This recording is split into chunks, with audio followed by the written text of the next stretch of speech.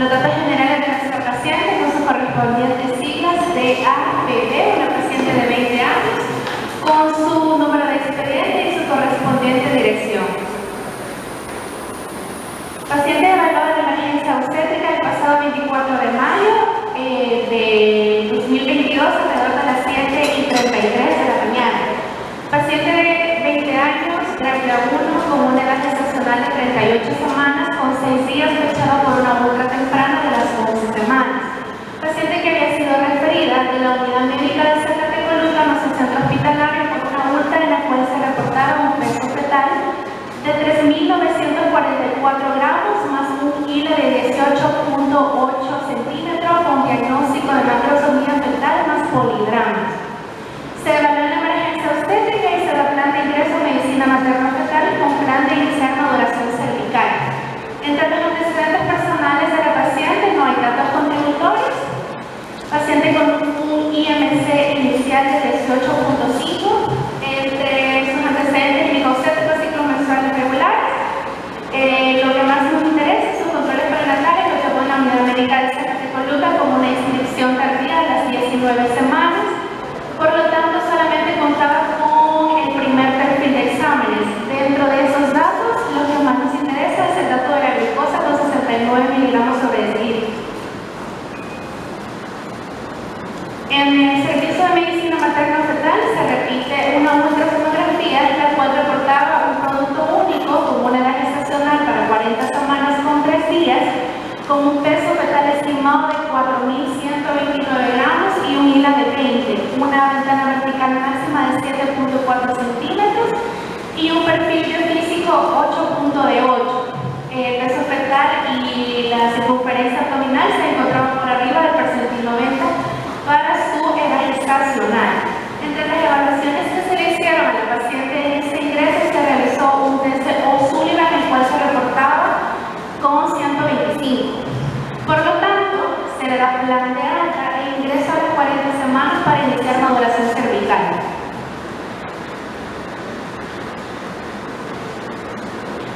En medicina materno-fetal, posteriormente, la paciente ingresa el 1 de junio, evaluada a las 3 de la tarde, con el plan de iniciar maduración cervical. Al examen físico se encontró una altura uterina de 40 centímetros, un leópolo único cefálico dorso izquierdo con una frecuencia cardíaca fetal de 150 latidos por minuto. Al tacto vaginal con dilatación de 1 centímetro, parcial borrado en un 20%, membranas íntegras, cefálico, sección a -3, pelvis ginecoide. Se reportaba un NST reactivo con 2 contracciones en 10 minutos. Por lo tanto, por los premios cervicales, se le da plan de evolución espontánea. Vaya, por favor, ahora esta es la primera pregunta que vamos a contestar en el chat. Ahorita se la van a enviar a Rebeca. ¿Considera usted que es correcta la aplicación del test O'Sullivan a la edad de 38 semanas? ¿Puede contestar sí o no?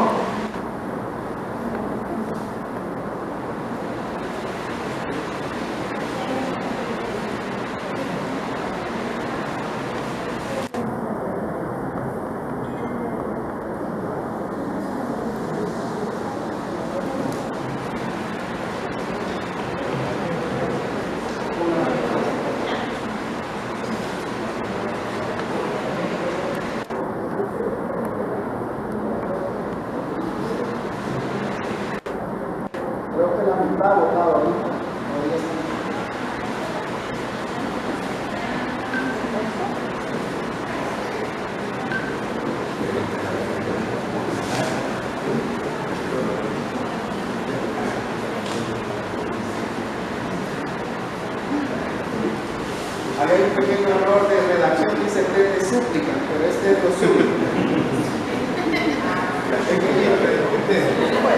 La súplica. La respuesta, 2 personas consideran que sí y 32 personas consideran que no. El doctor Alvarado Soto nos va a dar una pequeña retroalimentación sobre la respuesta correcta. Buenos días. Si recuerdan, cuando revisamos el protocolo para el diagnóstico y manejo de los pacientes con diabetes, una de las situaciones que son fundamentales es el diagnóstico propiamente de la patología. y revisábamos tanto la diabetes pregestacional como la diabetes gestacional, que tiene diferencias bien claras a la hora de hacer un diagnóstico.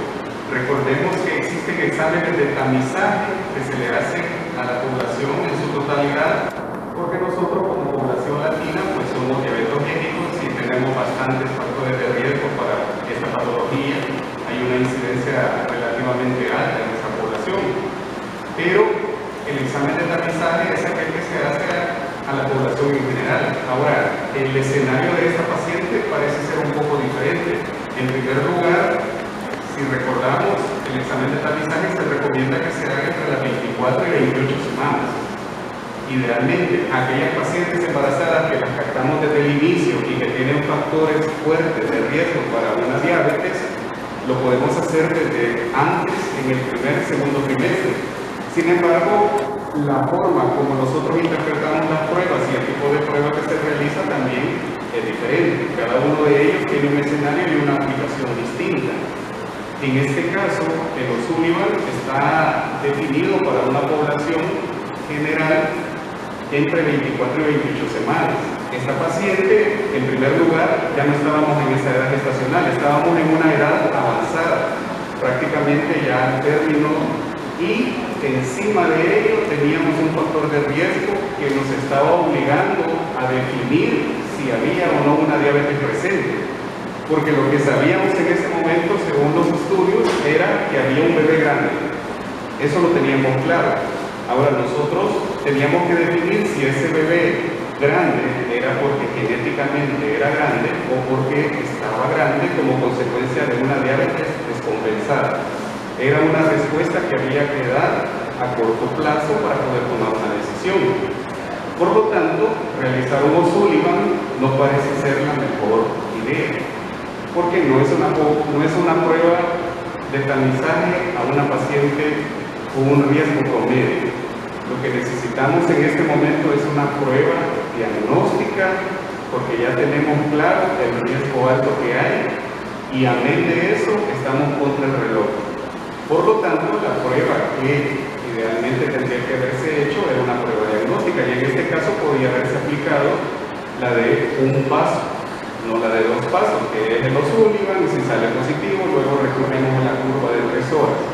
En este caso, quizá lo más conveniente hubiese sido hacer la prueba de un paso, ¿verdad? Entonces, no sé si alguno tiene un comentario con relación a eso.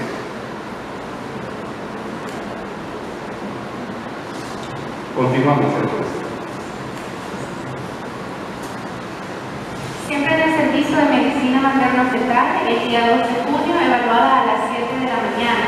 Embarazo de 40 semanas con un día, con un tacto vaginal de 3 centímetros de dilatación, borrado en un 60%, membrana íntegra cefálico a -2, se reporta un trazo reactivo. Paciente que presenta cambios cervicales con actividad uterina espontánea y prueba de bienestar fetal alentadora, por lo que se va a dejar en evolución espontánea. Se evalúa el día siguiente, el día 3 de junio a las 7:30 de la mañana, con una gestación de 40 semanas con 2 días.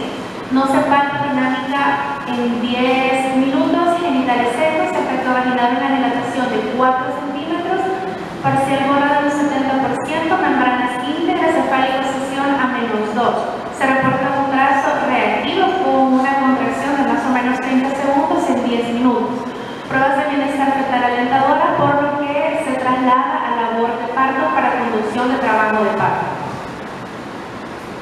Ese mismo día se recibe a la paciente en el servicio de labor de partos a las 9:10 de la mañana con un diagnóstico de un embarazo de 40 semanas con 2 días, más sospecha de macrosomía fetal por peso fetal de 4.129 gramos.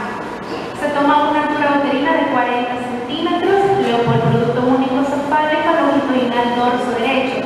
A la evaluación vaginal, una dilatación de 3 centímetros, parcial borrado del 60%, membranas íntegras, cefálico a -2, pelvis ginecoide. Por lo tanto, se le da plan de iniciar uso de oxitocina 7.5 cc por bomba de infusión. Y si no hay progreso en descenso de dilatación, evacuación abdominal.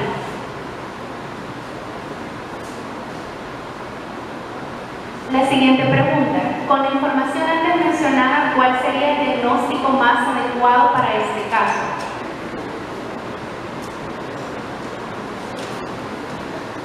De acuerdo a todos los datos que les hemos presentado de antihemoglobina, de peso fetal y antecedentes de esta paciente, de estos cuatro, ¿cuál consideran ustedes que era el diagnóstico? ¿Era una macrosomía fetal? ¿Era un producto grande para la gestacional? ¿Era una fetopatía diabética o era una restricción del crecimiento? Por favor, pueden contar todo, ¿no?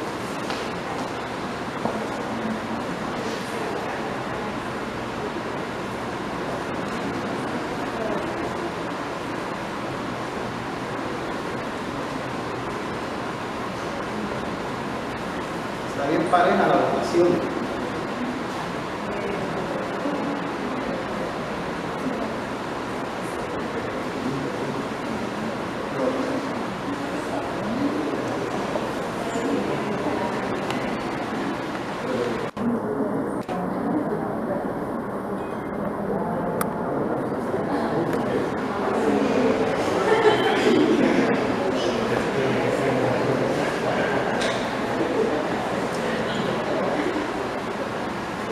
Faltan alrededor de 60 personas aquí, así que faltan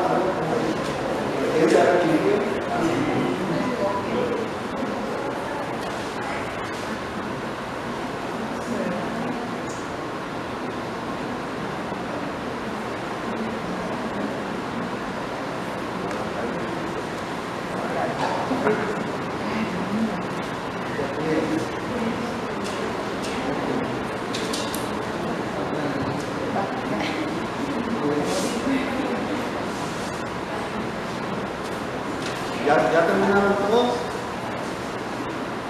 Sí. 45. Bueno.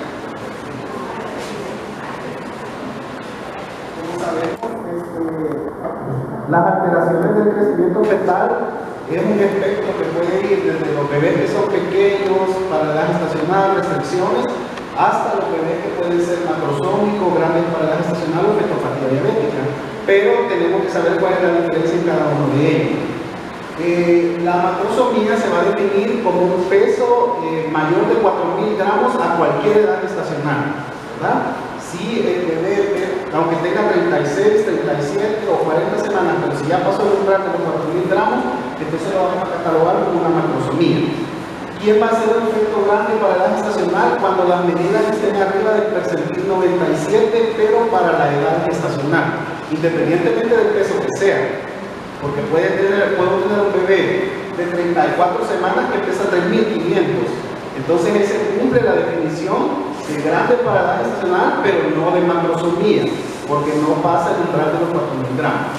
¿Qué es una fetopatía diabética? Es cuando, además de las alteraciones del crecimiento, yo tengo un antecedente de una diabetes pregestacional o una diabetes durante el embarazo.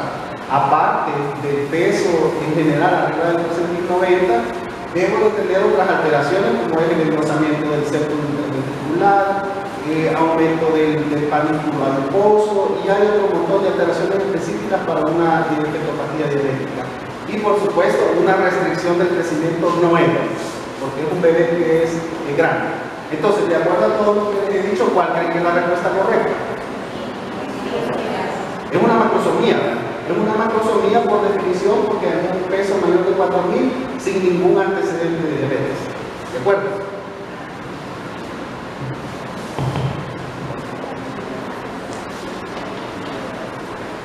Siempre en el servicio de labor de partos el día 3 de junio, evaluada a la 1 de la tarde. Paciente con altura uterina de 40 centímetros, único-cefálico, actividad uterina de 4 contracciones de más o menos 40 segundos de duración en un periodo de 10 minutos. Genitales secos, al tracto vaginal, una dilatación de 3 centímetros, parcial borra de un 60%, membranas íntegras, cefálico sesión a -2. Continúa con oxitocina a 7.5 cc por bomba de infusión continua. Paciente con embarazo de término, más sospecha de macrosomía, más un bishop favorable, por lo cual continuará con una conducción con oxitocina y se dará plan de reevaluar en 4 horas, más monitoreo fetal intermitente. Evaluada a las 5 de la tarde, con una actividad uterina de 3 contracciones de más o menos 30 segundos en un periodo de 10 minutos, tacto vaginal, dilatación de 4 centímetros, parcial borrado en un 60%, membranas íntegras, cefálico -2, se reportó un monitoreo fetal categoría 1, paciente que continúa con oxitocina 7.5 cc por hora por boca de difusión continua. Tenemos una paciente con un embarazo de término con evidencia de progreso en trabajo de parto sin signos ni síntomas de alarma, monitoreo fetal electrónico categoría 1, por lo que continuará en conducción del parto. Plan, conducción con oxitocina, monitoreo fetal electrónico cada hora y se reevaluará en 4 horas. Se realizaron las acciones pertinentes para favorecer la evolución a un parto natural. Si ustedes se fijan, la señora comenzó con 3 centímetros, se baja para conducción a la labor de parto y estuvo durante 10 horas en la labor de partos. Avanzó hasta 4 centímetros. Según la nota de enfermería, dice que se le dio acompañamiento, se le estuvieron haciendo los ejercicios psicoprofilácticos y estuvo deambulando, pero aparte de eso, vemos que la dilatación realmente no fue mayor cosa, de 1 centímetro durante 2 días. ¿Consideran ustedes que se hicieron todas las acciones pertinentes para favorecer un parto vaginal? Pueden votar, creo que ya se mandó la pregunta. Y la gente de votar se puede preguntar. Sí, doctor, usted puede preguntar o hacer una... Es que me llama la atención que no tuvo mayor alteración de la conducción que es igual. Así es. Sí, de acuerdo, completamente de acuerdo. Ya vamos a extender, ¿no? Bueno.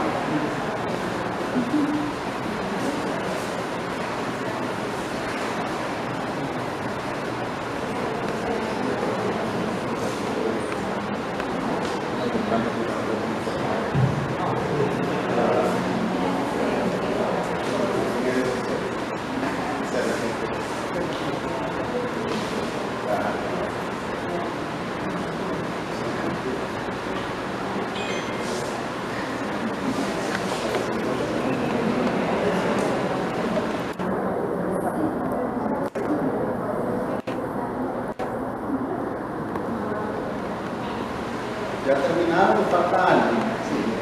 Bueno, la mayoría piensa que sí se realizaron todas las acciones y 12 piensan de que no. Aquí necesitamos a alguien que sea experto en la labor de parto.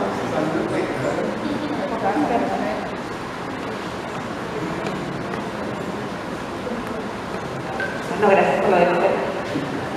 Bueno, como decía el doctor, sí se hicieron varias acciones. Por ejemplo, en la parte superior dice que estuvo acompañado por la dula, que le hicieron masajes para aliviar el dolor, que estaba con ejercicios psicoprofilácticos, pero ya se había decidido medicalizar.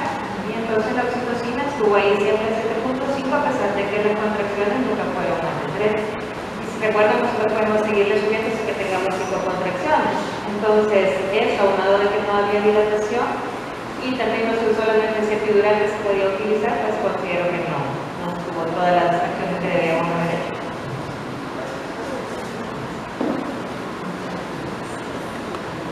A la evaluación de las 7:20 de la noche, persiste con una actividad uterina de 3 contracciones de más o menos 40 segundos de duración, en un periodo de 10 minutos, genitales limpios, el tacto vaginal 4 centímetros, parcial borrado en un 60%, membrana íntegra, cefálico, estación a -2. Se reporta un monitoreo fetal electrónico categoría 1.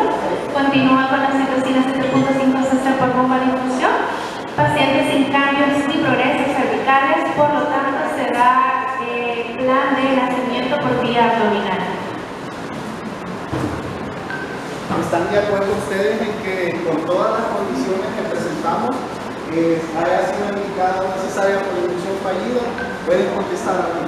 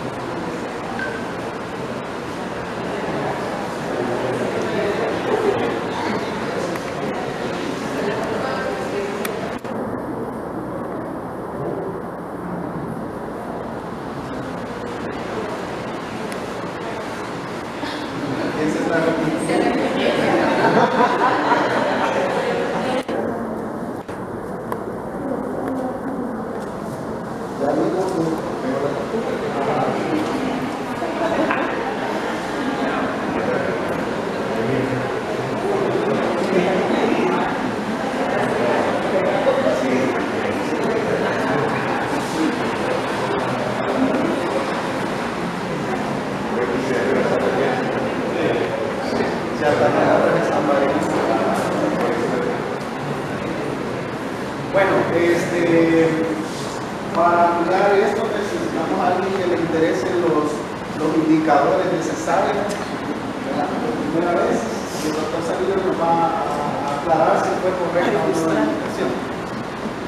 Tengan muy buenos días. Siguiendo con la temática del Ateneo Clínico, y esto, como podemos saber, es un punto importante comunicador a nivel país. Lo estamos viendo en lo de la ley de certificación que necesitamos disminuir el índice de cesárea. Podemos observar, en este caso, fue una inducción de la cesárea que no era adecuada, no era indicada. Una de las razones era porque solo tuvo 10 horas de conducción con cocina. Y según el Colegio Americano de Ginecología menciona que para que sea una inducción fallida tiene que tener 12 horas con oxitocina en unilíparas y 15 horas en unilíparas. Además, que se haya hecho todo lo que la doctora Abreu mencionó para poder tener resultados. Se menciona también que no se debe tomar en cuenta las dosis de misoprostol que se le da para protección cervical en estos casos. Yo que hago turno puedo observar que las pacientes a veces con 6 horas con oxitocina ya la pasan con inducción fallida, les dan 3 dosis de misoprostol, 4 dosis de misoprostol, pero no les dan las 12 horas o las 15 una mucípara para pasar la sala con inducción fallida. Eso es lo que se evidencia en la actualidad de los turnos y me imagino que en el día también. No sé si alguien más ha observado otra cosa para que pueda dar su opinión.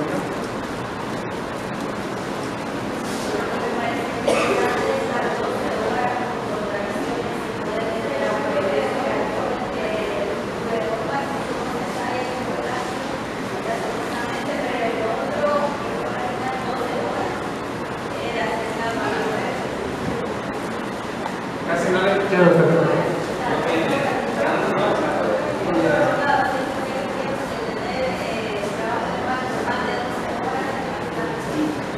Doctor, pero si el bienestar materno lo permite, no hay indicación por qué evacuar el mando. Obviamente hay muchos parámetros que se toman en cuenta para tomar la decisión de si le vamos a dar una manzana. Los residentes, ¿qué es lo que ven en la actualidad?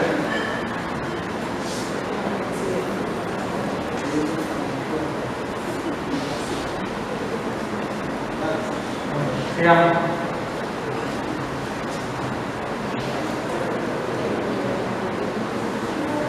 Se reporta la hoja de atención del parto. El bebé nació el día 3 de junio a las 9 de la noche. Mateo utilizado para la carbetocina, condiciones favorables tanto para la mamá como para su bebé. Peso del bebé es de 3.655 gramos con una T de 51 centímetros. Pérdida sanguínea estimada de 700, procedimiento quirúrgico sin complicaciones. Hasta aquí el caso clínico. No sé si ustedes tienen alguna duda, alguna pregunta o quieren hacer alguna otra observación, porque vamos a pasar a ver lo que la evidencia dice que debe de hacerse.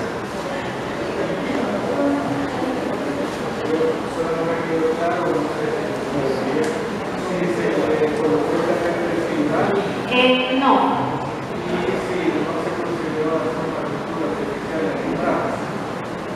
No, no se consideró.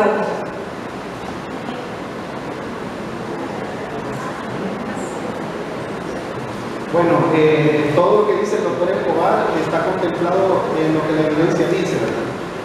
La característica que debe cumplir una paciente para ser considerada como una inducción fallida tiene que tener ruptura de membranas, tiene que tener adecuado trabajo de parto, inclusive el catéter epidural ustedes desde que la paciente está con 1 centímetro lo pueden colocar. No hay contraindicación, no le va a dar un arresto del trabajo de parto, es más, usted le va a poder aliviar el dolor a la paciente desde el comienzo de la quimioterapia.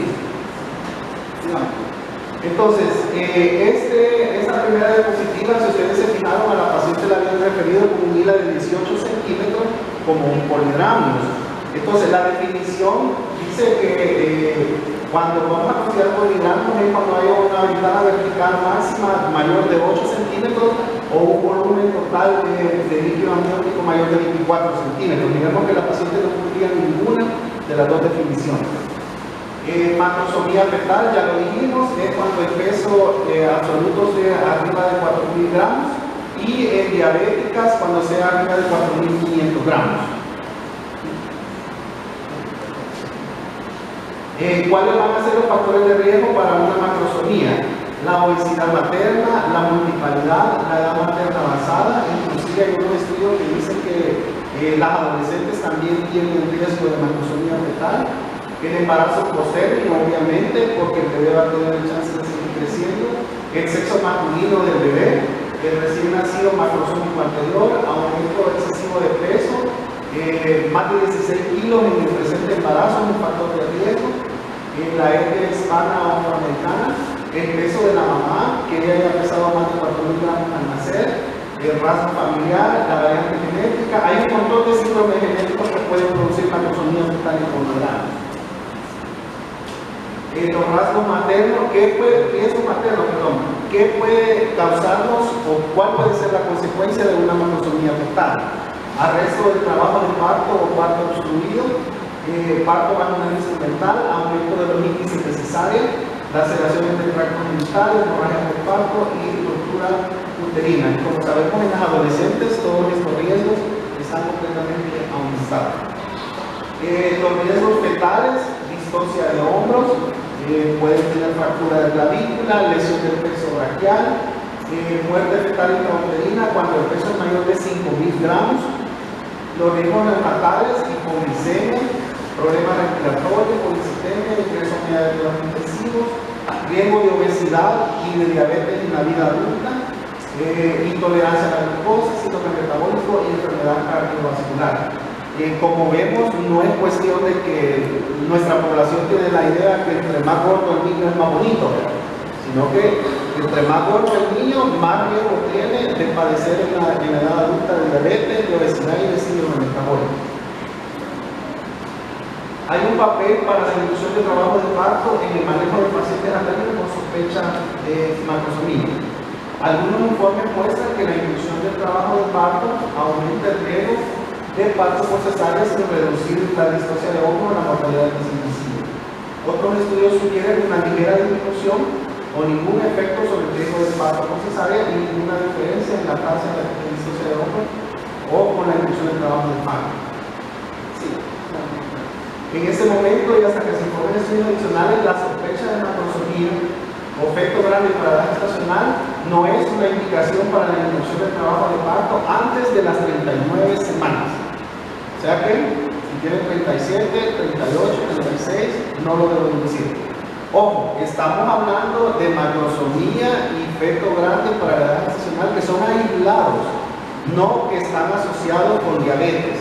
Porque si ya la paciente tiene diabetes y tiene alteración del crecimiento, los protocolos propios del manejo de la paciente diabética me dicen hasta dónde la voy a llegar. Si es una paciente que está descompensada, yo sé que hasta a partir de las 35 o 36 semanas yo puedo ir decidiendo sacarlo por el riesgo de muerte fetal. Esto se aplica solo si es una macrosomía aislada, ¿verdad?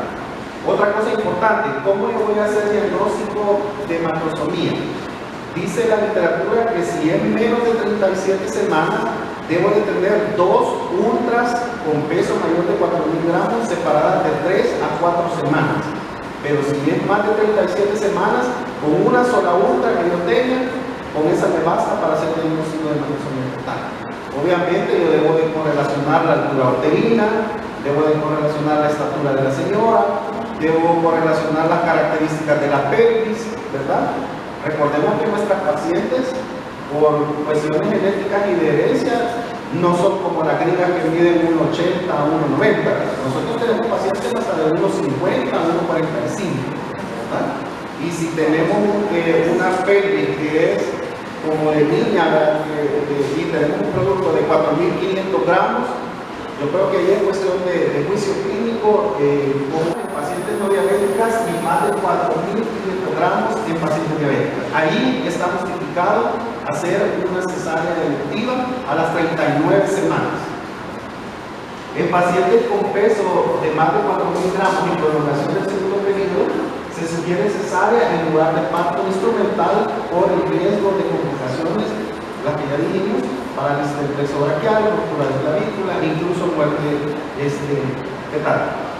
Es importante hacer la distinción entre una macrosomía aislada a una macrosomía asociada a diabetes. Recordemos que los hijos de las pacientes diabéticas se catalogan como macrosómicos asimétricos. ¿Y eso qué significa? Que ellos tienen una mayor cantidad de grasa en la cintura escapular y por lo tanto el riesgo de que haya una distocia de hombro es mucho más que un paciente, que un bebé que tenga una macrosomía simétrica. ¿De acuerdo? Entonces la inducción del parto es el procedimiento dirigido a desencadenar contracciones para conseguir un parto vaginal. Dado que la inducción es una intervención a un proceso fisiológico, siempre que se decide finalizar un embarazo de inducción es necesario cumplir con lo siguiente. Primero, hay que explicar claramente a la paciente qué es lo que vamos a hacer. Como ustedes se habrán dado cuenta, cuando nosotros llegamos a recibir los turnos o cuando hay cambio de turno y usted le pregunta a la señora, señora, ¿qué le están haciendo? A saber, le dice, ¿y por qué está aquí? No sé. ¿Verdad? Entonces, ahí existe la posibilidad, o yo me tomé todo el tiempo explicando y la señora no me entendió, ¿verdad? O realmente no le hemos explicado nada a la señora. Les digo esto porque las pacientes tienen la idea de que nomás le damos la primera toma de misoprostol, es magia, ¿verdad? Y ya viene el niño para afuera. Y ya cuando pasan 12 horas, 14, 16 horas, tanto ella como los familiares se empiezan a desesperar que por qué no está pasando nada, que por qué no ha dilatado. Y lo que probablemente está pasando es que ellos no han entendido de qué se trata el procedimiento y cuánto se va a demorar. ¿Cuáles son las opciones para el manejo del dolor? Que es que una inducción no es sinónimo del 100% de posibilidad de parto vaginal.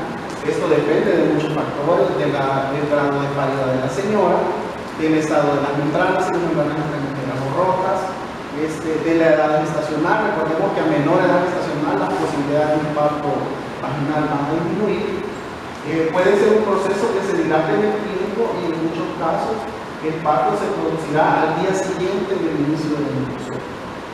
Las alternativas que tiene la paciente si decide no inducirse y prefiere esperar la inducción tratando del parto, aquí si estamos ante un macrosómico o ante una fetopatía diabética, no nos podemos dar este lujo, ¿verdad? Sino que llegamos a las 39 y hay que inducir. Si es diabética pregestacional con fetopatía, llegamos a las 37 y hay que inducir. Lo que la doctora preguntaba y tiene razón, ella dice que ella considera que 12 horas es un periodo bastante de tiempo para hacer una inducción. Aquí toda la literatura le dice si las condiciones materno-fetales son estables y si usted tiene monitoreos que están normales y el bebé está bien, usted puede inducir y seguir induciendo al bebé hasta el tiempo que le dice. Ahora, si usted ya tiene trazo categoría 2, pierde la reactividad, empieza a tener desaceleraciones tardías o variables, allí es otra cosa, ¿verdad? No va a decir tengo estos trazos feos, pero el protocolo dice 12 horas. No, eso se sale de la regla. Como nos decía el doctor Salinas, una inducción sin complicaciones donde hay una ruptura de membrana después de iniciar la oxitocina. ¿Cuándo vamos a considerar inducción fallida? Fíjense que aquí hay bastante variabilidad en la literatura. Hay literatura que le dice que hasta 24 horas usted puede pasar induciendo a una paciente si el estado materno-fetal lo permite. Pero esta literatura que el Instituto de Barcelona nos dice que voy a catalogar como una inducción fallida, donde hay una ruptura de membranas después de iniciar la oxitocina, una fase de al menos 12 horas inmuníparas y 15 horas inmuníparas. Tiene que cumplir estas condiciones, tiene que tener ruptura de membranas y tiene que por lo menos tener 3 contracciones de 10 minutos para que consideremos que la hemos hecho ya el trabajo de parto. Luego dice que se define cuando después de 12 horas, más o menos 3 horas de inducción, con una dinámica uterina adecuada, en un periodo de 10 minutos no se consigue que la paciente entre en fase activa, o sea, más de 4 centímetros de dilatación, que es prácticamente el caso que les acabamos de presentar. La paciente nunca entró en trabajo de parto activo. La inducción fallida también se genera como una falla para generar contracciones regulares y cambios cervicales al menos 24 horas después de la realización de oxitocina con ruptura artificial de membrana, siempre que sea viable y seguro, ¿verdad? Esto es lo que la evidencia dice. Ahora, los que estamos enfrente de las pacientes somos nosotros. y lo que conocemos el estado fetal y de la mamá somos nosotros. Entonces, cada paso, cada evaluación es una toma de una decisión de acuerdo al estado en que están los dos, tanto la mamá como el bebé. No sé si tienen alguna duda, no sé si tienen alguna pregunta. ¿Qué opinión poder darnos en relación a la cesárea esquina? Porque yo estaba hasta el libro sobre ética, la cesárea esquina, no solo en relación a la ley, sino que está escrito y pasa sobre todo esta condición. ¿Qué podemos comentar sobre eso? Si nos vamos comenzando por nuestra legislación vigente, que nosotros ahorita prácticamente la ley nace por ahí, es la que nos está dictando prácticamente lo que tiene que ser, y la ley en ningún momento considera o menciona la figura de la cesárea exigida. Yo creo que las pacientes tienden a exigir las cesáreas o porque tienen miedo que le vaya a pasar algo al bebé, ¿ya? O porque desconocen completamente el proceso que se está haciendo. Entonces, como ustedes saben, la cesárea es un procedimiento quirúrgico mayor, ¿verdad? Y los riesgos a los que yo someto a la paciente son bien serios, ¿verdad? El riesgo anestésico, el riesgo de un acceso raquídeo, el riesgo de una perforación de la oreja, el riesgo de disrupción vesical y el riesgo de infecciones de sitio quirúrgico. Por lo tanto, yo considero que si nosotros informamos a la paciente del procedimiento que le vamos a hacer, cuánto tiempo nos vamos a llevar, por lo menos en mi experiencia, a las pacientes que yo les explico, regularmente la gran mayoría aceptan los procedimientos y aceptan que se siga su conducción. Ahora, hay pacientes que realmente vienen cerradas de que quieren cesárea y quieren cesárea. Ahí en ese sentido, y hasta muchas veces los esposos se ponen un poquito agresivos, ¿verdad? De que ellos quieren que se les haga una cesárea. Yo lo que hago es que documento en el expediente lo que está sucediendo y que se les ha explicado. Y si aún con eso nosotros vemos que las pacientes no entran en razón, pues de igual manera yo no las puedo obligar a que se tomen el misoprostol o a que cumplan el protocolo. Así que ahí es una cuestión de la adopción. Apoyando lo que nosotros salimos está diciendo, si vemos muchas de las cesáreas que están poniendo los pacientes, son pacientes que llevan control paralelo con un médico particular. Y de afuera les están diciendo, mire, cualquier cosa le va a dar cesárea. Entonces, estas pacientes ya vienen con esa idea, ¿verdad? Entonces, debemos tener cuidado, porque muchos de los médicos en privado no están utilizando el protocolo de la ley. Entonces, ahí es donde nos vemos un problema nosotros a la hora de estar viendo pacientes a nivel institucional. Dos observaciones que me gustaría que comentaran. El hecho de que tiene una ultrasonografía que nos reportaba un secretario estimado de 4.300. Bajo ese peso es que se catalogó que era una paciente con una macrotomía fetal. ¿Hay alguna forma para nosotros como afinar ese concepto de peso? Porque al final la cesárea es otro 1.600. Hay una diferencia como de 600 gramos. Es decir, que el diagnóstico de macrotomía fetal ya no lo podemos sostener, ya que nosotros fuera. Y segundo, entonces, ¿por qué no se le fue modificado el sistema de paciente? No se le mantuvo siguiendo el efecto de la labor con la misma dosis y recortando los pacientes ni siquiera había actividad de vida. O sea, ¿cuál fue el motivo pues, de por qué no se aumentó ese costeo? ¿Por qué no tiene que aumentar? Fíjense que revisamos el expediente y realmente no hay ninguna explicación que justifique por qué no se aumentó el goteo. De hecho, la observación que usted hace es cierta. Los brazos nunca mostraron que hubiera franca actividad uterina, por lo tanto, obviamente no había avance en la dilatación, pero al parecer a nadie le llamó la atención el hecho de decir la señora solo está aquí acostada y no está haciendo nada, ¿verdad? Nadie escribe por qué no se aumentó de la oficina.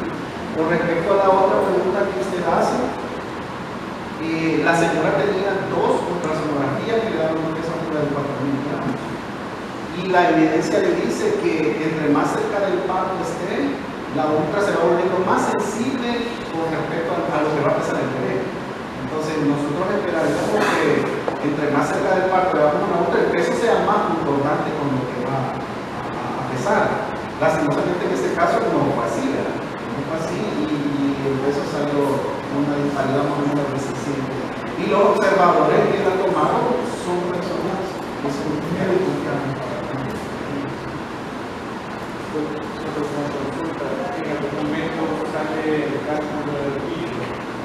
¿Cuántos puntos tenía cuando se decidió usar ese cocina? fíjense Respondiendo a su pregunta, doctor, en las notas que se fueron consultando no describen todos los parámetros de forma completa como para poder sacar un conteo completo del piso. La diferencia que hago a eso es que dijo de 6 puntos para definir el uso de ese cocina en la ha cambiado un poco, porque hay una mayor tasa de probabilidad de que se dé un parto cuando el niño es mayor de 8, o una dilatación mayor de 4 centímetros. En ese caso, considero que pudo haberse utilizado en el primer momento que hubo un tacto distinto al que se hizo del parto de fetal cuando se recibió la UR. La probabilidad de poder haber iniciado un cambio cardiológico.